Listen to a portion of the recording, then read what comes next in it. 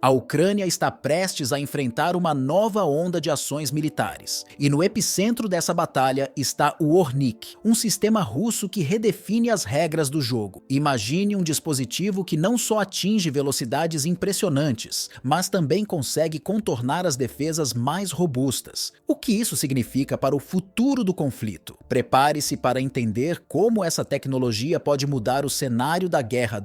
Fontes militares de alto escalão da Rússia indicam que estamos prestes a testemunhar um movimento estratégico de proporções significativas, cujo impacto será sentido em toda a região. Este não é apenas mais um conflito isolado, mas uma ação planejada para reafirmar a posição russa de forma intransigente. A magnitude desta operação é tal que não pode ser minimizada. Estamos diante de um movimento militar robusto com o objetivo explícito de enfraquecer qualquer tipo de resistência organizada. Com as datas já marcadas para o final de novembro, uma fase decisiva se aproxima, com a Ucrânia sendo o epicentro de uma série de intensos ataques aéreos. Esses dias serão fundamentais para redefinir os rumos do cenário local, e a magnitude dos bombardeios será um reflexo claro da estratégia de Moscou. Analistas internacionais apontam que o que está por vir não se resume a uma simples ofensiva, mas será uma demonstração de força que visa responder diretamente a desafios recentes enfrentados pelas forças russas. Em breve, o Comando Militar de Moscou emitirá o comunicado oficial sobre o início de uma grande operação aérea. O foco será muito mais do que destruir alvos específicos. A intenção será enviar uma mensagem contundente a todas as potências que, de alguma forma, têm apoiado o governo de Kiev. A paciência de Moscou está no limite. A iniciativa que se aproxima vai muito além de uma retaliação direta. Trata-se de um movimento calculado que visa reafirmar a autoridade da Rússia na região e reforçar sua capacidade de impor sua vontade. Em um cenário de crescente intervenção internacional, especialmente com o apoio militar da NATO, Moscou toma a decisão de colocar em ação os recursos mais avançados de seu arsenal. A resposta de Moscou reflete um ponto de não retorno, como destacou o analista militar Yuri Podolyak. A Rússia, segundo ele, não está mais disposta a tolerar qualquer tipo de provocação externa, especialmente aquelas oriundas de aliados da Ucrânia. A escalada da situação, impulsionada pela presença militar estrangeira, obrigou a Rússia a tomar uma atitude decisiva, demonstrando sua disposição de neutralizar qualquer obstáculo antes que ele se torne mais desafiador. O Ornik, com sua incrível velocidade e capacidade de evitar os sistemas de defesa, é considerado um dos recursos mais temidos pelos analistas militares. Com um alcance de até 6.000 quilômetros, ele não se limita a atingir alvos dentro da Ucrânia, mas pode também atingir países vizinhos, caso seja necessário enviar uma mensagem clara a qualquer aliado que se envolva diretamente no conflito. A natureza do Ornik e sua capacidade de causar impactos significativos fazem com que qualquer tentativa de interceptação seja extremamente difícil. Isso se deve à velocidade do dispositivo, que pode alcançar até Mach 10, tornando